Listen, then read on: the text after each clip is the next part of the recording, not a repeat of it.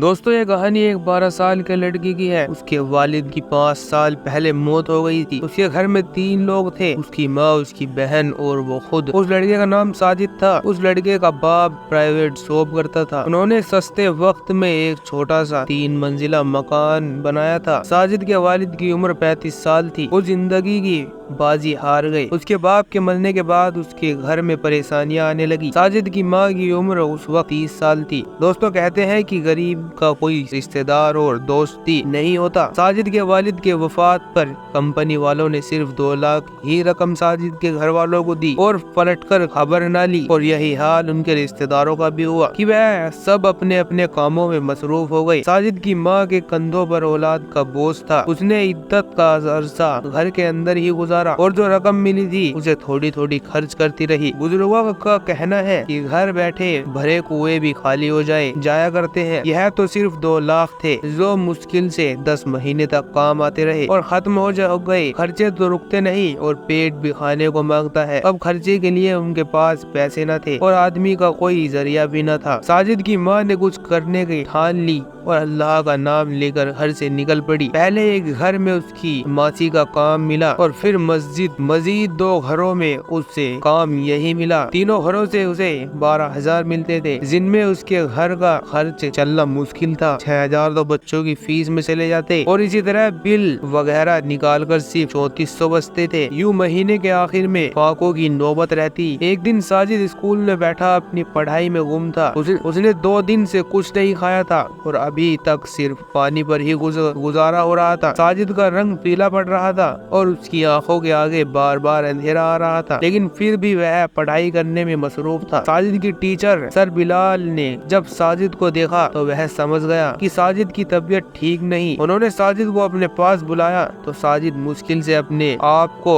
سنبھالتے ہوئے کھڑا ہوا اور لڑکھڑاتے قدموں سے بلال سر کے پاس پہنچا۔ اس کی ٹانگوں اس کے ساتھ نہیں دے رہی تھی۔ ساجد کی ٹیچر بلال سر کو معلوم ہو گیا کہ ساجد کی ایسی حالت کیوں ہو رہی ہے۔ بلال سر نے پوچھا، بیٹا کیا بات ہے، تم ٹھیک تو ہو؟ ساجد نے کہا، جی میں ٹھیک ہوں۔ بلال سر نے دوبارہ پوچھا کہ تم مجھے سچ بتاؤ کیا بات ہے۔ بلال سر کو بتایا کہ اس نے گھر میں 2 دن سے راشن ختم ہے۔ اس کے گھر والوں نے 2 دن سے کچھ نہیں کھایا اور اسی وجہ سے اسے چکر آ رہے ہیں۔ بلال سر نے فوراً ساجد کو اپنے ساتھ لیا اور اسے اسٹاف روم میں بیٹھا دیا اور چوکیدار کو کچھ پیسے دے کر بھیجا کہ جلدی سے کچھ کھانے کے لیے لاؤ۔ چوکیدار مارکیٹ گیا اور کچھ ہی دیر میں ایک برگر اور ایک کولڈ ڈرنک ساتھ لے آیا۔ سر بلال نے فوراً وہ برگر ساجد کو دیا اور کہا، بیٹا یہ لو، اسے کھا لو۔ سر بلال نے ساجد سے پوچھا کہ اب طبیعت میں کچھ بہتری آئی؟ تو ساجد نے کہا، ہاں، میں سر ہلا دیا۔ اس کے بعد ساجد کو کلاس میں بھیجتے ہوئے سر بلال نے کہا، بیٹا چھٹی کے وقت مجھ سے ملتے ہوئے جانا۔ ساجد نے برگر کھایا اور ساتھ میں وہ کولڈ ڈرنک بھی پی۔ اس کے بعد اس کی آنکھوں کے آگے تھوڑی روشنی آ گئی۔ چھٹی کے وقت جب ساجد سر بلال کے پاس آیا تو سر بلال نے کہا، رکو، ہم ساتھ جائیں گے۔ پھر وہ ساجد کا ساتھ ہاتھ تھام باہر نکلے، ساجد کو موٹر سائیکل پر بٹھایا اور مارکیٹ چلے گئے۔ مارکیٹ سے آٹے کا تھیلا، چاول، دانے، چینی وغیرہ سب خریدا اور ساجد کے گھر پہنچ کر وہ سارا سامان ان کی کچن میں رکھوا دیا۔ ساجد کی والد گھر پر نہ تھی، وہ تو بیچاری کام کرنے تھکی ہاری 2-3 بجے گھر پہنچتی تھی۔ سر بلال نے ساجد سے کہا، بیٹا اب تمہیں فکر کرنے کی ضرورت نہیں، تم بس اپنی تعلیم پر توجہ دو، میں ہر مہینے 10 تاریخ تک کھانے پینے کا سامان تمہارے گھر پہنچا دیا کروں گا۔ تو سر بلال کو جب یہ بات پتہ چلی کہ ساجد یتیم ہے تو انہوں نے ساجد کی اسکول کی فیس بھی معاف کروا دی۔ جب والدہ گھر پر پہنچی تو راشن دیکھ کر ساجد سے پوچھا کہ یہ سب کہاں سے آیا ہے؟ تو ساجد نے پوری بات اپنی ماں کو بتا دی اور بتایا کہ اس کے سر بلال نے کہا ہے کہ وہ ہر مہینے کی 10 تاریخ تک گھر کے راشن پہنچا دیا کریں گے اور انہوں نے میری فیس بھی معاف کروا دی ہے۔ ساجد کی ماں نے جب یہ سنا تو وہ رو پڑی اور بلال کو ڈھیر ساری دعائیں دینے لگی۔ سر بلال اب ان کی مدد کیا کرتے تھے، اگرچہ اس کی اپنی تنخواہ اتنی زیادہ نہ تھی، مگر اس کے باوجود وہ اپنے گھر کے ساتھ ساتھ ساجد کے گھر والوں کو بھی کفا کرتے تھے۔ ساجد کی ماں اگلے روز سر بلال کا شکریہ ادا کر کے اسکول جایا پہنچی تو سر بلال نے ان سے کہا کہ مجھے آپ اپنے بھائیوں کی طرح ہی سمجھے، آپ میری بہن ہے اور مجھے آپ کی مدد کرنے میں خوشی ہوگی۔ وقت گزرتا رہا، ساجد اپنی پڑھائی میں بھی اور لگن اور محنت کرنے لگا۔ ساجد نے اپنے اسکول کی تعلیم مکمل کی اور پھر وہ وقت بھی آ گیا کہ جب ساجد کو بیرون ملک मुल्क एक अच्छी यूनिवर्सिटी से स्कॉलरशिप मिल गई। साजिद की माँ और बहन बहुत खुश थे। साजिद ने कभी सोचा भी न था कि वह कभी जहाज में बैठेगा और बाहर के मुल्क में जाएगा, लेकिन यह दिन उसकी जिंदगी में आ चुका था। यूनिवर्सिटी से ही उसका टिकट का बंदोबस्त किया और अगले ही दिन साजिद की फ्लाइट थी। साजिद एयरपोर्ट पहुंचा और जब जहाज की सीट पर बैठा तो अपनी गुजरी हुई जिंदगी के बारे में सोचने लगा। फ्लाइट के उड़ान भरने और 10 घंटे के सफर के बाद वो यूरोप पहुंच गया। अगले ही दिन साजिद को क्लासेस का आगाज था और उसकी रिहाई, खाना पीना सब यूनिवर्सिटी की तरफ से ही था और उसको जब पैसे मिले थे उन्हें वह अपने घर भिजवा दिया करता था। वहाँ जल्द ही उसने पार्ट टाइम जॉब भी शुरू कर दी और अपनी माँ को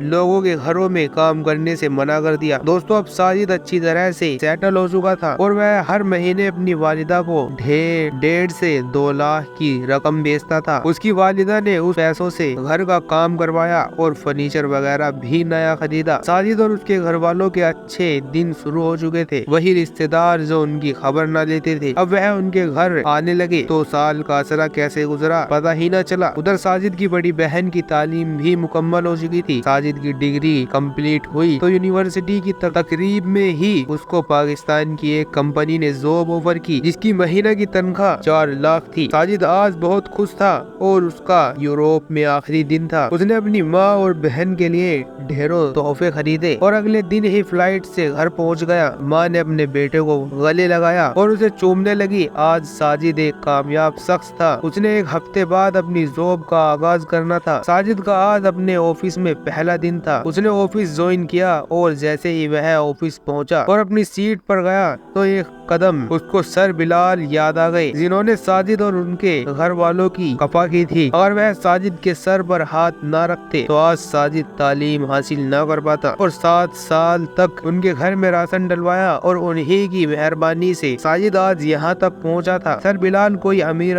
इंसान नहीं थे, बल्कि वह एक तनख्वाहदार और एक सफेद पोश इंसान थे। उन्होंने साजिद की माँ को अपनी बहन कहा था और उसका हक भी अदा किया। साजिद ने स्कूल छोड़ने के बाद सर बिलाल की खबर नहीं ली थी। वह बहुत शर्मिंदा था। साजिद ने ऑफिस की गाड़ी निकलवाई और सीधा अपने स्कूल पहुंचा। वहां जाकर सर बिलाल का पता किया तो मालूम हुआ कि सर बिलाल तो 1 साल पहले ही स्कूल छोड़ चुके हैं। साजिद ने उनका घर का पता किया और बहुत से फल और मिठाइयाँ लेकर उनके घर पहुंचा। सर बिलाल काफी कमजोर हो चुके थे और वह ट्यूशन पढ़ा रहे थे, जिससे उनका घर का चूल्हा जलता था। साजिद ने उनकी यह हालत देखी तो बहुत परेशान हुआ। सर बिलाल की एक बेटी और 2 बेटे थे। बेटी ग्रेजुएशन कर चुकी थी, जो ट्यूशन पढ़ाने में सर बिलाल की मदद किया करती थी, और बेटे अपने पढ़ रहे थे। साजिद ने उनका इलाज करवाया और उनके घर रोजाना खाने पीने की चीजें भी भेजने लगा। यूँ सर बिलाल तंदुरुस्त हो गए और साजिद की अम्मी भी सर बिलाल को देखने उनके घर गई थी, तो सर बिलाल ने खुशी खुशी अपनी बेटी का रिश्ता साजिद को दे दिया। सर बिलाल ने अल्लाह का शुक्र अदा किया कि अल्लाह ताला ने इस मुश्किल वक्त में साजिद को उनका सहारा बनाया और वो नेकी जो उन्होंने सालों पहले की थी उसका सिला उन्हें आखिरी उम्र में मिला। प्यारे दोस्तों, अल्लाह ताला यूं ही अपने बंदों को अपनी नेकियां का सिला दिया करता है। हमें चाहिए कि अपने आसपास उन लोगों की मदद करें जो वाकई मदद के हकदार हैं। अगर आज हम मुसीबत ज़दा और